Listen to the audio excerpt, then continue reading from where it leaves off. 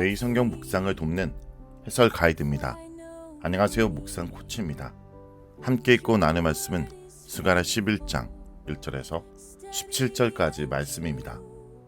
오늘 말씀 11장은 주로 목자라는 주제를 중심으로 묶여 있는데 크게 세 부분으로 나눕니다. 먼저 1절에서 3절은 이방 민족의 목자들을 대상으로 하는 메시지, 4절에서 14절은 스가랴의 상징적 행동으로서 목자에 대한 실상을 드러내는 내용, 마지막 15장에서 17장도 상징적 행동으로 이어지는데 못된 목자가 하는 행위의 실상과 그에 대한 심판을 전합니다. 1절에서 3절은 서론입니다. 1절에서 3절과 4절에서 17절은 심판의 대상이 다릅니다. 4절에서 17절이 이스라엘을 대상으로 한다면 1절에서 3절에서는 레바논과 바산, 요단에게 심판이 내려집니다. 예언서에서 보통 심판의 메시지가 이스라엘 주변 국가에서 시작하여 이스라엘로 이어지는 경향이 여기서도 비슷하게 나타납니다. 보편적 관심에서 하나님은 열국과 이스라엘 모두에게 관심을 가지고 심판을 행하시는 분입니다. 여기서는 특별히 불을 상징하는 레바논, 바산, 요단에 대한 심판을 소개합니다. 아울러 이스라엘의 운명이 어떻게 될 것인지를 가늠하게 합니다. 1절에서 3절은 목자들에게 초점을 두고 있습니다. 1절에서 2절의 레바논, 바산, 그리고 이들을 대표하는 백향목과 상수리 나무들은 지도자들을 가리킵니다. 3절의 어린 사자 역시 지도자를 가리킵니다. 심판은 아름다운 나무들과 무성한 숲을 쓰러뜨림으로써 시행됩니다. 이는 심판의 대상을 지도자에게 국한하지 않고 레바논과 바산의 백성 전체를 아우르고 있음을 의미하는 것입니다. 이런 취지의 말씀은 3절에서도 이루어집니다. 목자들과 어린 사자가 곡하는 소리가 나는 것은 영화로운 것, 요단의 자랑이 쓰러졌기 때문입니다. 요단의 자랑은 강 유역의 숲을 가리키는 것으로 보입니다. 여기서는 사자뿐만 아니라 많은 야생동물들이 살았는데 이런 숲이 사라지면 당연히 사자의 먹이와 거주지 모두를 잃게 됩니다. 나무와 숲의 언급은 한나라의 기반, 다시 말해 백성의 파멸을 의미합니다. 곧 백성 없이 지도자가 있을 수 없습니다. 나무와 숲이 쓰러지는데 하물며 지고지순한 백향목과 상수리 나무들이 견딜 수 없는 것입니다. 백성의 몰락은 지도자의 몰락으로 이어질 수밖에 없습니다. 이런 백성과 지도자의 관계는 4절에서 17절에서도 계속됩니다. 양과 목자의 관계, 즉 지도자와 백성의 관계가 바로 그러합니다. 양떼가 온전하지 않고 목자들이 있을 수 없는데 잡혀 죽을 양떼를 자신과는 무관하게 이익의 대상으로만 보는 것은 스스로가 어리석은 목자인 것을 입증하는 셈입니다. 그러므로 이제 그들은 다가올 심판의 날을 피해갈 수 없습니다. 4절에서 17절은 상징적 행동으로 11장은 크게 두 가지의 상징적 행동을 소개한다는 점에서 이목을 끕니다. 하나는 양떼를 돌보는 목자의 역할입니다. 4절에서 6절은 목자로서 상징적 행동을 하라는 하나님의 지시를 소개합니다. 7절에서 9절은 이 지시에 따라 양떼를 돌보려 했으나 다른 목자들이 제대로 역할을 하지 못하므로 하나님께서 그만두게 하십니다. 그리고 얼마의 시간이 지나 양떼는 더욱 비참한 지경에 이르게 됩니다. 10절에서 14절은 양떼를 넘겨주고서 얼마 안 되는 돈을 받는 비참한 목자의 모습을 그리고 있습니다. 또 다른 상징적 행동은 은총과 연합이라고 새긴 막대기를 취하는 행위로 이는 이스라엘의 상황을 알려주고 있습니다. 이후 10절에서 14절에 다시 막대기와 관련된 상징적 행동이 나올 것입니다.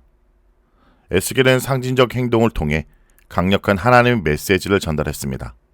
또 호세아는 자녀 이름을 통해 이스라엘 백성에게 강력한 메시지를 전하였습니다. 이러한 사례 역시 일종의 상징적 행동이라 할 수 있습니다. 마찬가지로 여기서는 목자에 대한 상징적 행동을 통해 하나님의 강력한 메시지를 전달합니다. 4절에 잡혀 죽을 양떼에 대한 언급은 5절에서 그들의 목자들은 그들을 불쌍히 여기지 아니하는도다 라고 지적하고 있는 것을 볼 수 있듯이 목자의 태도와 깊은 관련이 있습니다. 제대로 된 목자가 없는 이스라엘 운명은 잡혀 죽게 될 양떼와 같다는 것을 강력하게 시사합니다. 잡혀 죽을 운명의 양떼를 기르도록 하나님은 명령하고 이 명령대로 스가랴 선지자는 이행합니다. 죽을 운명을 알면서도 먹이를 먹이는 선지자의 심정을 생각해 볼 수 있습니다. 하나님의 선지자의 이런 상징적 행동을 통해 이스라엘에게 보다 강력한 자신의 메시지를 전달하십니다. 7절에서 9절은 스가랴가 하나님의 말씀대로 이행하는 모습을 그리고 있습니다. 목자를 제거하는 일과 은총과 연합의 막대기 둘을 취하는 것은 상징적 행동에 포함됩니다. 8절에 한 달 동안이라는 기간과 새 목자의 정체는 분명하지 않습니다. 다만 목자로서의 직무를 감당하지 못한 목자는 제거된다는 점은 분명합니다.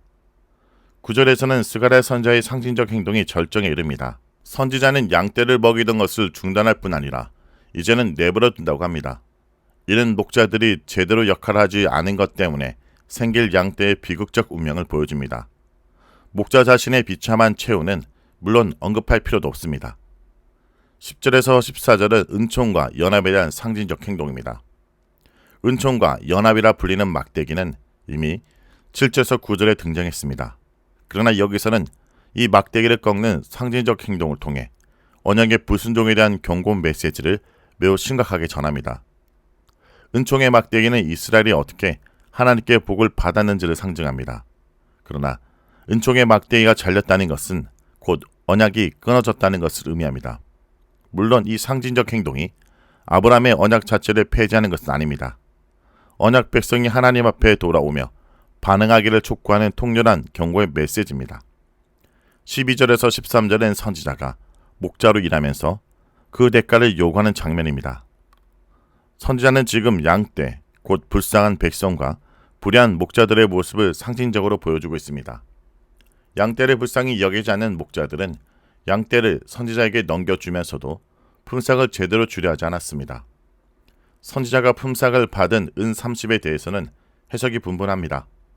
이 액수를 크지 않은 돈으로 이해한다면 당연히 선지자가 제대로 대우받지 못한 것이라 볼 수 있습니다. 14절은 선지자가 연합이라는 두 번째 막대기를 꺾었다고 말합니다. 이는 언약 백성으로서 연합을 이루어야 하는데 그들이 끝내 이루지 못했음을 지적합니다. 15절에서 17절은 목자에 대한 심판입니다. 목자와 막대기, 은 30에 관한 상징에 이어서 또 다른 상징적 행동이 소개됩니다.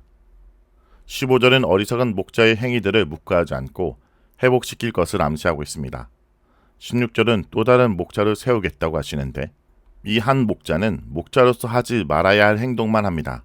보라, 내가 한 목자를 이 땅에 일으키리니 그가 없어진 자를 마음에 두지 아니하고 흩어진 자를 찾지 아니하며 상한 자를 고치지 아니하며 강건한 자를 먹이지 아니하고 오히려 살찐 자의 고기를 먹으며 또 굽을 찢으리라.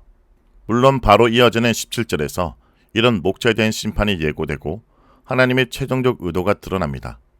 어리석은 목자, 못된 목자에 대한 심판을 통해 하나님은 궁극적으로 이스라엘의 구원을 이루실 것입니다. 여기서 칼은 여호와의 심판하시는 칼을 가리킵니다.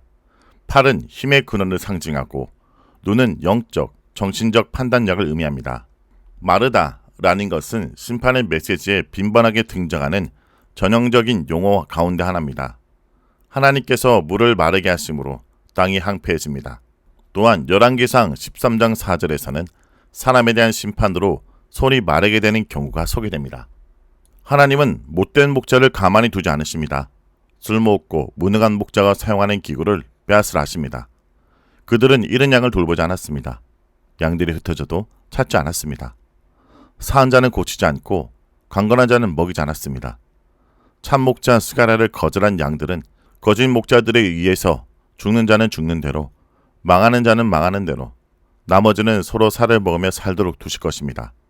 하지만 마지막에 여호와의 칼이 못된 목자의 팔과 눈에 임할 것입니다. 목자는 그 팔로 양들을 보살피고 치유하고 먹이고 지켜야 했습니다. 눈으로는 열심히 양들을 살피고 찾아 했습니다. 그렇지 않으므로 팔과 눈은 제거하는 것이 마땅한 것입니다. 성도 여러분, 오늘 말씀은 우리에게 선택을 요구합니다. 은 30에 팔린 참된 목자신 예수님을 우리의 목자로 모실 것인가? 아니면 결국 우리를 파멸로 이끌 어리석은 목자를 따를 것인가? 이 질문에 대한 우리의 대답이 우리의 영원한 운명을 결정한다는 것을 잊지 말아야 합니다. 우리는 지금 이 시간 그 은 30의 가치 없는 존재를 위해 자신의 전부를 내어주신 목자의 사랑 앞에 서 있습니다. 이 사랑만이 우리의 깨어진 삶을 회복시키고 잃어버린 영혼을 푸른 초장으로 인도할 수 있습니다. 우리의 삶을 돌아보기 원합니다. 혹시라도 우리 삶에 은산십처럼 귀하게 여기는 헛된 우상이 있다면 이제는 그것을 내려놓고 참된 목자이신 예수님을 우리 삶의 주인으로 모시기 원합니다. 그분만이 우리의 잃어버린 영혼을 찾아 헤매시는 유일한 목자이십니다. 그분께 우리 짐을 맡기고 그분의 음성에 귀를 기울이며 그분이 가라고 하시는 길만 걷는 것이 우리가 살 길입니다. 오늘 말씀을 놓고 기도하겠습니다. 주님, 스가랴 11장의 말씀을 통해 저희 마음을 비춰주심을 감사드립니다. 저희 눈이 어두워 주님을 알지 못하고 저희 마음이 완악하여 주님을 음삼십에 팔아넘겼던 죄악을 고백합니다. 세상의 헛된 가치를 쫓으며 주님의 놀라운 사랑을 하찮게 이겼던 저희의 어리석음을 용서해 주옵소서. 주님, 저희는 목자 없는 양떼와 같이 방황하는 존재들입니다. 저희 영혼은 끊임없이 목마르고 저희 삶은 공허함의 늪에서 허우적거립니다. 이제 다시 한번 저희에게 손을 내밀어 주옵소서. 저희 참된 목자이신 예수 그리스도를 다시 한번 저희 삶의 주인으로 모셔드립니다. 주님, 주님의 음성에 귀를 기울이시는 영적인 길을 열어주시고 주님께서 가라고 하신 길을 담대하게 걸어갈 수 있는 용기를 허락하여 주옵소서.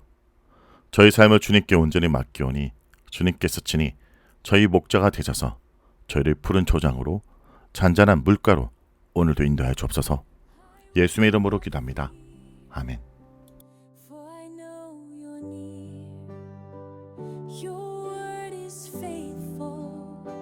Steady and true, guiding my steps as I follow you.